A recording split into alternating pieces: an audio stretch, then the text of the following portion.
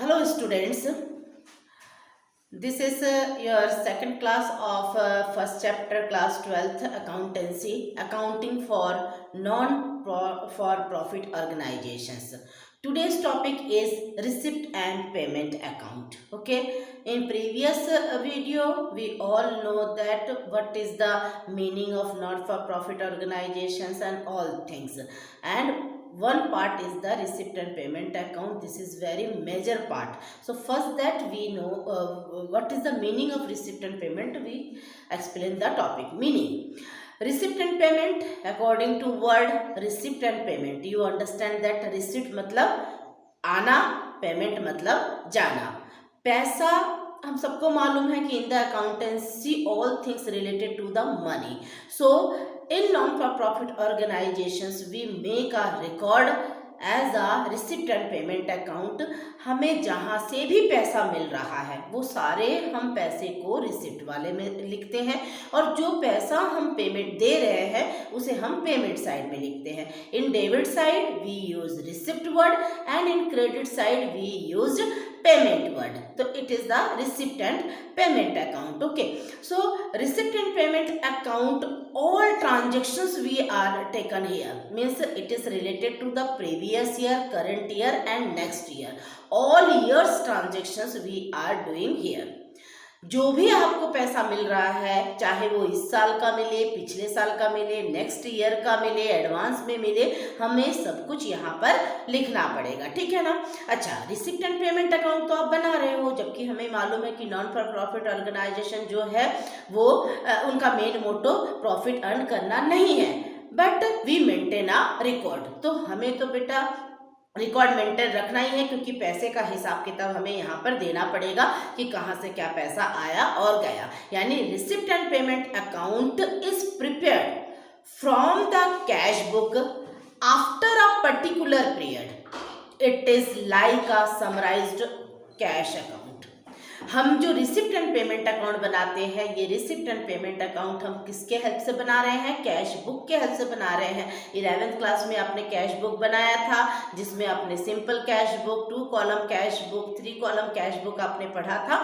तो जस्ट उसी के हेल्प से हम रिसिप्ट एंड पेमेंट अकाउंट बनाते हैं. Okay, so let's now we explain the features of receipt and payment account. हमारे रिसिप्ट एंड पेमेंट की क्या खास विशेषताएं हैं उनके बारे में हम देख लेते हैं. तो फर्स्ट इज द हेडिंग.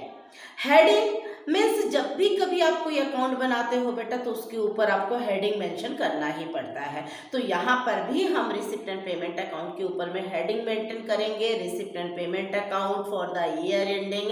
और जिस भी कंपनी का, जिस भी ऑर्गेनाइजेशन का है, उन ऑर्गेनाइजेशन का नेम मेंशन करेंगे. ठीक है. तो first you have to remember that you mention a heading before so after before solving the practical questions. Okay, heading is the must. आपको ये बताना जरूरी है कि किस कंपनी का या किस ऑर्गेनाइजेशन का आप रिसिप्ट एंड पेमेंट अकाउंट बना रहे हो. Okay, second is the cash balance.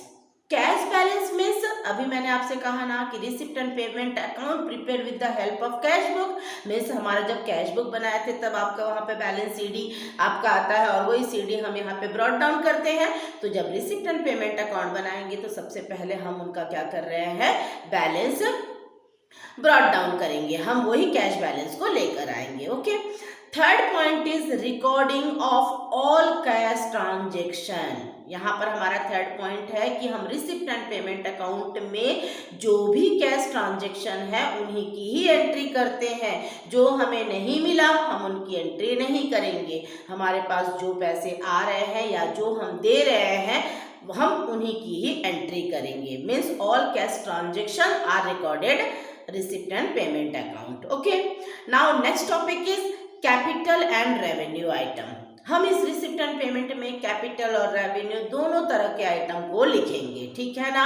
कि चाहे हमने फर्नीचर खरीदा तो हमने फर्नीचर पर पैसा लिया, या फिर हमारे पास कहीं से भी कुछ पैसे आ रहे हैं, सब्सक्रिप्शन के आ रहे हैं, हम इन सारी चीज़ों को यानी कैपिटल और revenue both types of item we mention receipt and payment account. Next is record of all receipt and payments.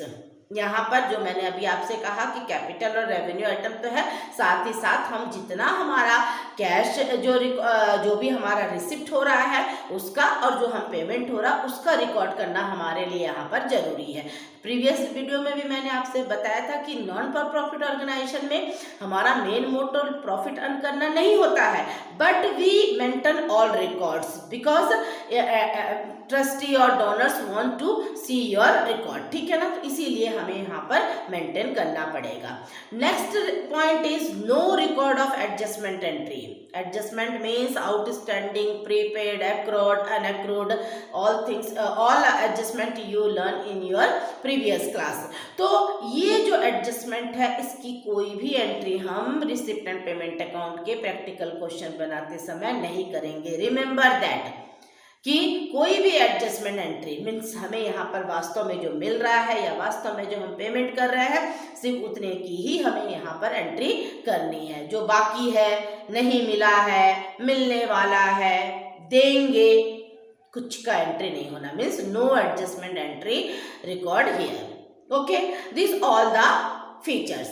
अब हमारा नेक्स्ट है कि जब हम रिसिप्ट एंड पेमेंट अकाउंट जो है वो हम किसके बेस पे बना रहे हैं, कैश बुक के बेस पर बना रहे हैं। तो अब हम इन दोनों के बीच का डिफरेंसेस देख लेते हैं कि receipt and payment account and cash book, what is the basic difference between them. First is accounting date. Receipt and payment account जो है वो डेट वाइज रिकॉर्ड नहीं होता है, क्योंकि मैंने अभी आपसे कहा कि जो हमारे पास आ रहा है या जो जा रहा है हम सिर्फ इन्हीं की एंट्री करते हैं। Means receipt and payment account में हम किसी तरह का कोई डेट वाइज एंट्रीज रिकॉर्ड नहीं होगी। लेकिन कैश बुक में तो सारी चीज आप लोगों ने डेट वाइज ही लिखा होगा, है ना। So cash book we maintain और we do the entries recorded according to date wise, ठीक है ना। हम डेट वाइज वहां की एंट्री करते हैं। सेकंड है periodicity.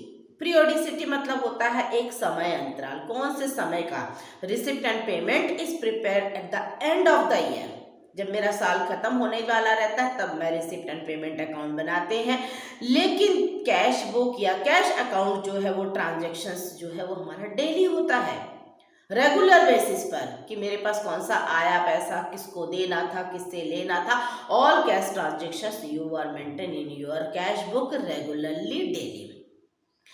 Third point is summarisation, summary. जो हमारा रिसिप्ट एंड पेमेंट अकाउंट है it is the summary of cash book. जो मैंने अभी आपसे कहा था कि with the help of cash book we are preparing the receipt and payment account, तो ये उसका समरी होता है। और कैश बुक जो है वो summary of the cash account of the ledger. आप प्रीवियस क्लास में कैश अकाउंट का लेजर बनाए थे, उस कैश के लेजर से ही हम लोगों ने कैश बुक में एंट्री किया था, ठीक है ना। Next is classification. Receipt and payment account को हम अप्रोप्रिएट हेड के अकॉर्डिंग क्या करते हैं, क्लासिफाइड करते हैं, बांटते हैं कि कौन कौन से हेड्स के अंतर्गत और किस किस के अकॉर्डिंग वो आएगा। लेकिन कैश बुक को किसी भी तरह का कोई क्लासिफिकेशन नहीं होता है। हम इसे किसी भी कैश बुक के हम किसी और हेड में उसको क्लासिफाइड नहीं करते हैं। Clear. Next is the basis. Basis आधार, कौन से आधार पर किया जाता है, तो cash book is the basis of receipt and payment account. जो मैंने अभी आपसे कहा कि रिसिप्ट एंड पेमेंट अकाउंट जो है वो कैश के बेसिस पर बनता है, और जो कैश बुक होता है उसका एक हो जाता है कि हम किसी को डॉक्यूमेंट, वाउचर देना, कैश मेमो देना, बिल देना, इन सब के माध्यम से जो भी हमारा ट्रांजेक्शन होता है ये उनके सोर्सेस होते हैं कि इन्हीं माध्यम से हम क्या करते हैं, लेन देन किया करते हैं, ठीक है ना।